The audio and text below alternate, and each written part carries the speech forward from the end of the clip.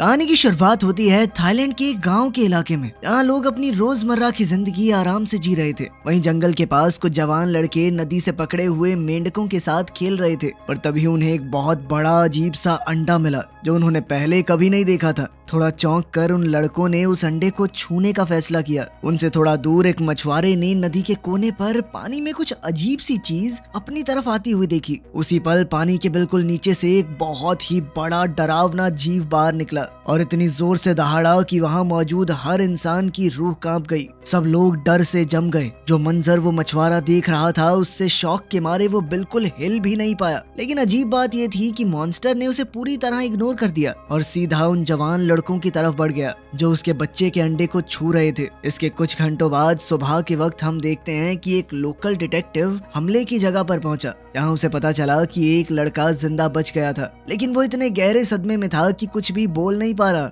Inspector को 2 लाशें भी दिखाई गई जो वहां मिली थी और उसके असिस्टेंट ने बताया कि विक्टिम्स के पास एक जाल भी मिला था जिसमें एक अजीब सी चिपचिपी कीचड़ जैसी चीज लगी हुई थी। डिटेक्टिव कंफ्यूज हो गया और पूछने लगा कि ये अजीब सी चीज क्या हो सकती है, लेकिन असिस्टेंट को कुछ भी समझ नहीं आया और दोनों ने मिलकर ये जांचने का फैसला किया कि हमला करने वाला वो शख्स या फिर जीव कहाँ भाग गया।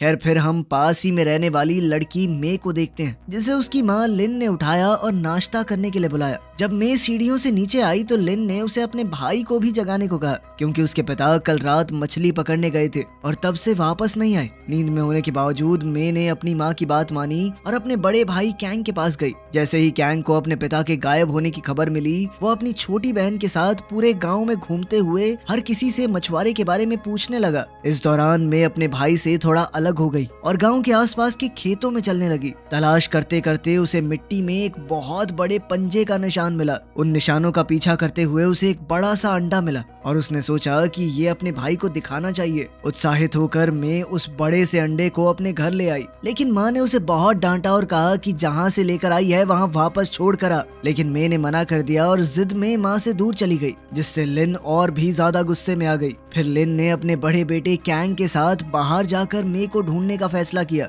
जो नदी के पास उस बड़े अंडे के लिए खास घोंसला बना रही थी। तभी अचानक वो अंडा खुद से हिलने लगा और मैंने देखा कि नदी से वही विशाल जीव उनकी तरफ बढ़ता हुआ नजर आ रहा है। इसके कुछ मिनट बाद लिन और कैंग को पानी में मे की चप्पल तैरती हुई मिली और दोनों उसे ढूंढते हुए चीखने लगे। उसी वक्त लिन ने एक अजीब से जीव को पानी की गहराइयों से उठते हुए देखा और माँ के चेतावनी देने से पहले ही उस जीव ने कैंग को दबोचने की कोशिश की। डर के मारे कैंग ने पानी में तेजी से हाथ पैर मारे ताकि जानवर के हमले से बच सके और फिर वो किनारे की तरफ भागा, जहां उसने लिन का हाथ पकड़ा और दोनों वहां से जान बचाकर भाग निकले। इस दौरान पास के एक इलाके में 2 रिसर्चर नदी में जांच पड़ताल कर रहे थे, जहां वो हर अजीब सी लगने वाली चीज को इकट्ठा कर रहे थे ताकि पता चल सके कि इस इलाके के वातावरण में इतनी दिक्कत क्यों आ रही है। उधर गाँव में किसान अपनी जान बचाने के लिए पागलों की तरह भाग रहे थे, क्योंकि वो विशाल जीव अपने रास्ते में आने वाले हर एक इंसान पर हमला कर रहा था। वो उन्हें कभी अपने दांतों से काट रहा था तो कभी अपनी पूंछ से जोरदार वार कर देता। इसी अफरा तफरी के बीच कैंग और लिन मॉन्स्टर से जितना दूर हो सके भागने की कोशिश कर रहे थे और कुछ बचे हुए लोगों के साथ वो खेतों के बीच से भाग निकले। उसी वक्त रिसर्चर्स खेत में मिले कुछ कीड़े मकोड़ों को देख रहे थे। तभी उन्हें गाँव वालों की चीखें धीरे धीरे तेज होती सुनाई दी। इतनी तबाही अपनी आंखों के सामने देखने के बावजूद कैंग और लिन ने हिम्मत नहीं हारी। कैंग ने अपनी माँ का हाथ पकड़ा और उसे खींचकर एक झाड़ी के अंदर छुपाने ले गया। वहाँ सभी बचे हुए लोग बिल्कुल चुप हो गए ताकि मॉन्स्टर का ध्यान उनकी तरफ ना जाए और मजबूरन उन्हें दूसरे किसानों की दर्दनाक चीखें सुननी पड़ी, जो एक एक करके उस जीव का शिकार बन रहे थे। जैसे ही कैंग को भागने का एक मौका दिखा, उसने कहा कि अब उन्हें निकलना होगा, लेकिन भागते वक्त अचानक किसी तेज चीज ने उसके कंधे में जोरदार चोट पहुंचाई और अब वो बुरी तरह जख्मी हो गया। लिन ने तुरंत अपने बेटे को संभाला और उसके कंधे को पकड़कर चलने में मदद की। मिलकर वो लोग खेत के दूसरे किनारे तक पहुंच गए और किसी तरह उस जीव से बच निकले, जो अब अपने नए इलाके की हिफाजत में लगा हुआ था। सड़क तक पहुंचते ही एक ड्राइवर ने उन्हें देखा और मदद के लिए रुक गया। कुछ ही मिनटों बाद शहर के हॉस्पिटल में डॉक्टर्स और नर्सेज ने कैंग के गंभीर जख्मों का इलाज शुरू कर दिया। जैसे ही उन्होंने लिन के मुंह से पूरी कहानी सुनी तो हॉस्पिटल स्टाफ ने तुरंत पुलिस स्टेशन को कॉल कर दिया। हॉस्पिटल से अलर्ट मिलते ही सेक्रेटरी दौड़ती हुई कमांडर के पास गई और उसे सब कुछ बताया। कमांडर तुरंत सर्वाइवर से बात करने निकल पड़ा। लिन ने रोते हुए बताया कि उसे नहीं पता था वो चीज क्या थी और वो उन डरावने मंजरों को देखकर टूट गई जो उसने अपनी आंखों के सामने देखे थे। कमांडर समझ गया कि शायद कोई असली असली शैतानी मॉन्स्टर पूरे इलाके के लोगों के लिए खतरा बन चुका है। इसीलिए उसने तुरंत एक्शन लेने का फैसला किया और अपनी टीम के साथ मामले की गहराई से जांच करने निकल गया। इसी बीच शहर के एक मोहल्ले में एक जवान लड़का आराम से फोन बूथ में कॉल कर रहा था। तभी नदी का वो जीव अचानक सामने आ गया और लड़का घबराहट में वहां से भाग निकला। अगली सुबह इंस्पेक्टर जेम्स को एक और कॉल आई और वो उस जगह पहुंच गया जहां कई लोगों ने म्यूटेंट मॉन्स्टर के हमले को अपनी आंखों से देखा था। इंस्पेक्टर ने पूछा कि उन्होंने उसे पहले क्यों नहीं बताया, तो आदमी ने बताया कि बहुत तेज बारिश होने की वजह से सिग्नल टावर में प्रॉब्लम आ गई थी, हमारे फोन में सिग्नल ही नहीं आ रहा था। अब उसके असिस्टेंट ने बिना वक्त गवाए अपने बॉस को अब तक की सारी जांच के बारे में बता दिया। फिर थोड़ी देर बाद दोनों ने एक इंसान की लाश की जांच की जिसका चेहरा पूरी तरह बर्बाद हो चुका था। बाद में हम देखते हैं कि तेज बारिश के दौरान एक जवान कपल अपनी गाड़ी में सफर कर रहा था। तभी अचानक नदी का मॉन्स्टर उन पर टूट पड़ा और पूरे मोहल्ले में अफरा तफरी मच गई। अब लोग डर के मारे भाग रहे थे ताकि वो उस मॉन्स्टर का शिकार न बन जाए। अगली सुबह इंस्पेक्टर एक कॉफी शॉप में अपने असिस्टेंट के साथ बैठा बात कर रहा था कि तभी उन्हें एक और हमले का अलर्ट मिला। दोनों तुरंत वहां पहुंच गए ताकि जांच पड़ताल कर सकें,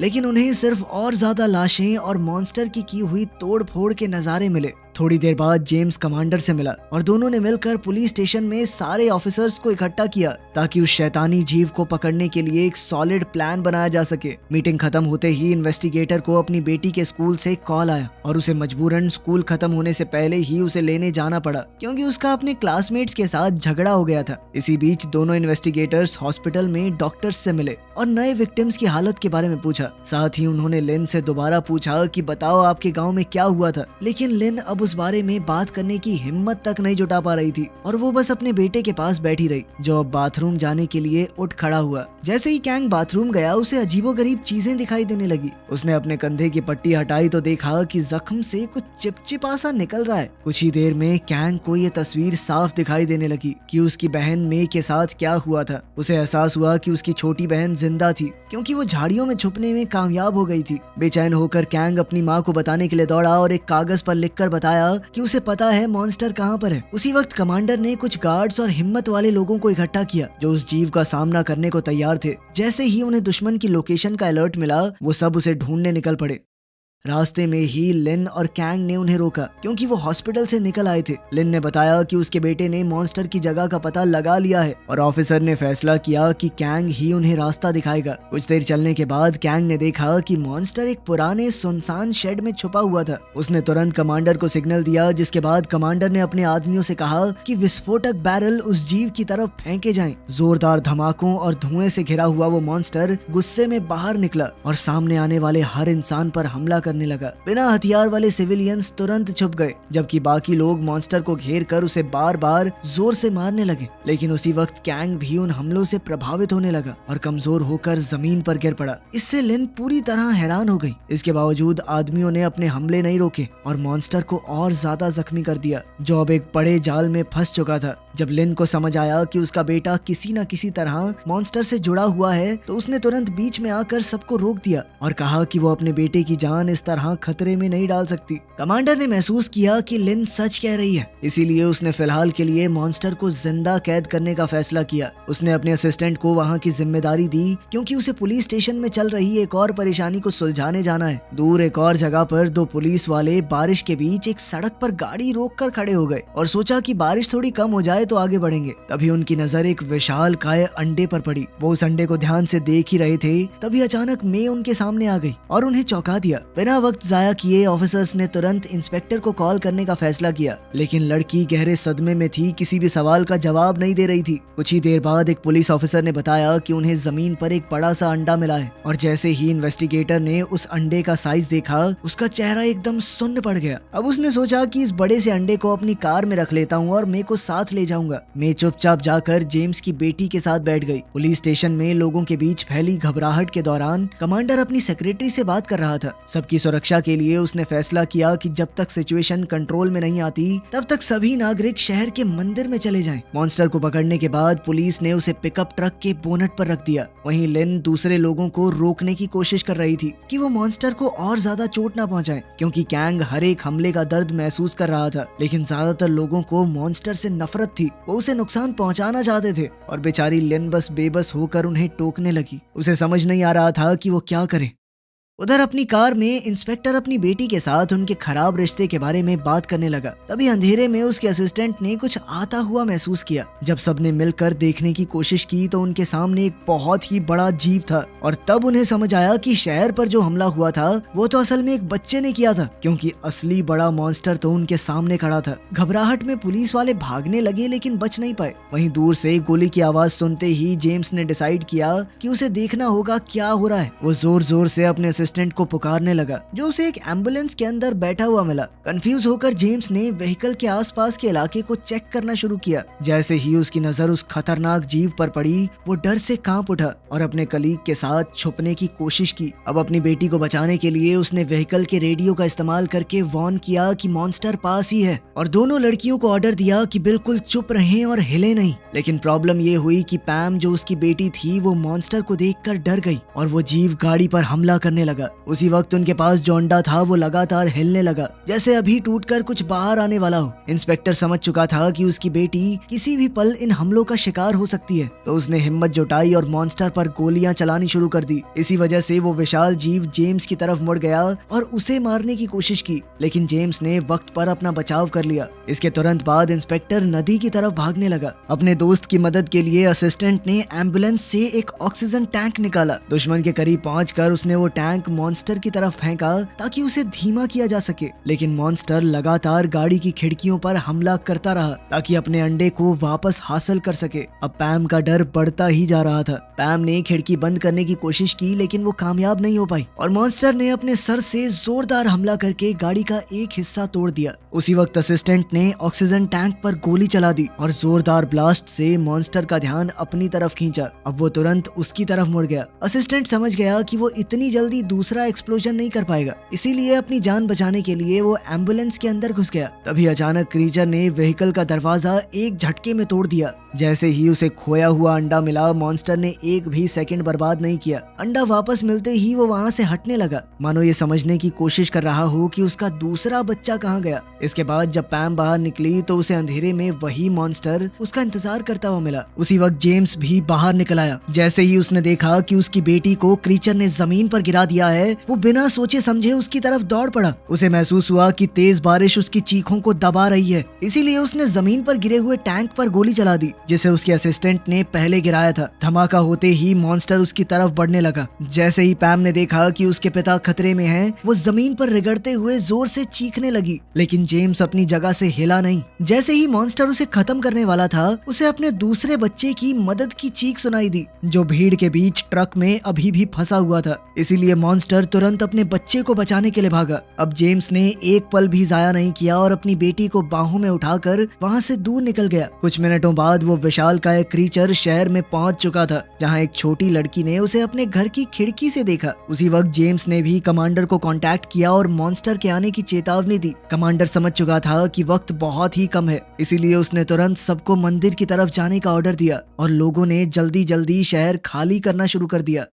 वहीं दूसरी ओर हॉस्पिटल जाते वक्त जेम्स अपनी बेटी को संभालने की कोशिश कर रहा था, जो मॉन्स्टर के हमले के बाद बहुत बुरी तरह जख्मी हो चुकी थी। इंस्पेक्टर ने वादा किया कि जब ये सब कुछ खत्म हो जाएगा तो वो एक नई जिंदगी की शुरुआत करेंगे, एक खुशहाल परिवार की तरह। लेकिन अपने पिता को जवाब देने से पहले ही पैम की सांसें धीरे धीरे थम गई और उसने अपने पिता की बाहों में ही दम तोड़ दिया। उसी वक्त वो मॉन्स्टर भागते हुए लोगों की भीड़ तक पहुंच गया और जोर से दहाड़ा, जिससे हर तरफ अफरा तफरी मच गई। कुछ ही सेकंडों बाद जेम्स एम्बुलेंस लेकर वहां पर पहुंचा और जब उसने देखा कि एक छोटी लड़की सड़क पर अकेली छूट गई है, तो उसने उसे अपनी बाहों में उठाकर बचाने का फैसला किया। इसी बीच मॉन्स्टर एक व्हीकल के पास आया, जहां दोनों रिसर्चर्स अपनी जान बचाने की कोशिश कर रहे थे, लेकिन वो हैरान रह गए जब उन्होंने देखा कि मॉन्स्टर उन्हें नजरअंदाज कर रहा है और वो किसी और दिशा में चल पड़ा। तब रिसर्चर समझ गए कि ये क्रीचर अपने बच्चे को ढूंढ रहा है और शायद अपनी दहाड़ का इस्तेमाल करके उसे बुला रहा होगा। इसीलिए उन्होंने सैनिक से रेडियो लेकर कमांडर को पूरी बात समझाई।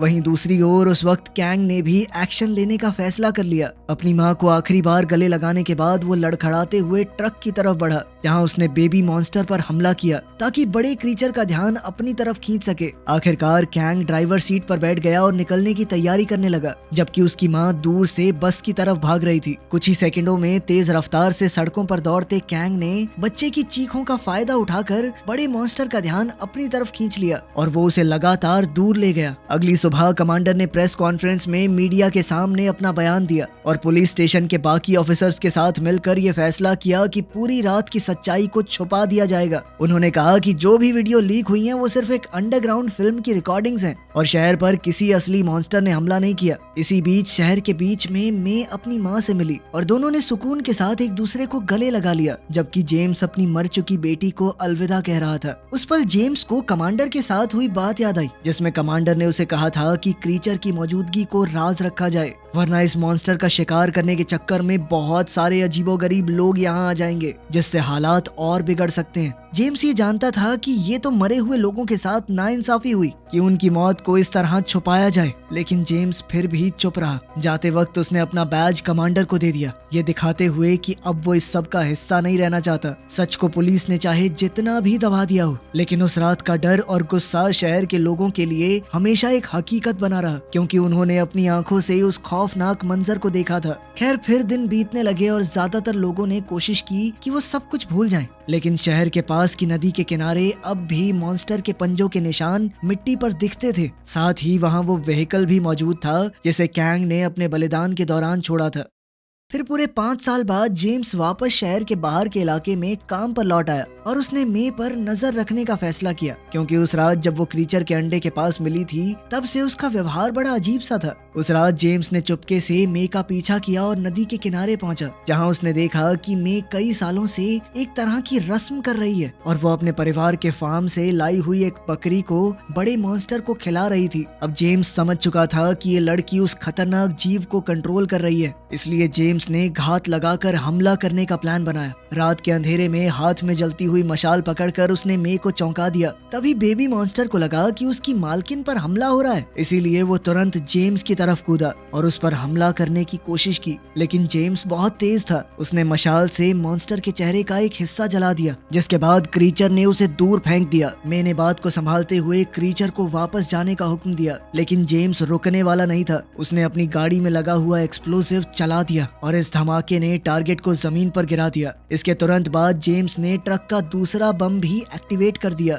और जब वो छोटा मॉन्स्टर जमीन पर बेहोश पड़ा था तो वो अपनी बंदूक से उसे खत्म करने की तैयारी करने लगा। तभी मैं दौड़कर क्रीचर के पास पहुंची और उसे शांत करने की कोशिश की। उस मंजर को देखकर जेम्स को मंदिर के एक मॉन्क की बात याद आई, जिसमें उसने कहा था कि गुस्से को दिल के फैसलों पर हावी नहीं होने देना चाहिए। उसी वक्त बड़ा मॉन्स्टर भी जेम्स के पास आ गया और जेम्स को एहसास हुआ कि बदला लेने से उसकी बेटी वापस नहीं आएगी। इसी एहसास के साथ उसने वहां से चले जाने का फैसला किया। इसके बाद जेम्स ने शहर में जो कुछ भी हुआ था उसके जवाब ढूंढने के लिए उस इलाके के सबसे ऊंचे पहाड़ों की तरफ सफर किया। वहां पहुंचकर उसे एक गुफा मिली जिसके अंदर बुद्ध का एक पुराना सा मंदिर था और उसके पास ही दीवार पर कई सारी ड्राइंग्स बनी हुई थी, जिसमें एक डरावने जीव की तस्वीरें भी थी। ऐसा लग रहा था कि वो हजारों सालों से इस जमीन पर घूमता रहा हो। आखिर में मूर्ति के सामने जल रही सारी मोमबत्तियां बुझ गई थी और जैसे ही जेम्स ने पीछे मुड़कर देखा तो उसे एहसास हुआ कि वो उस विशालकाय जीव के सामने खड़ा था। और तब ये खुलासा होता है कि ये जगह असल में उसका घर था। वीडियो पसंद आई तो लाइक कर देना, चैनल को सब्सक्राइब कर लेना। मिलते हैं अगली वीडियो में।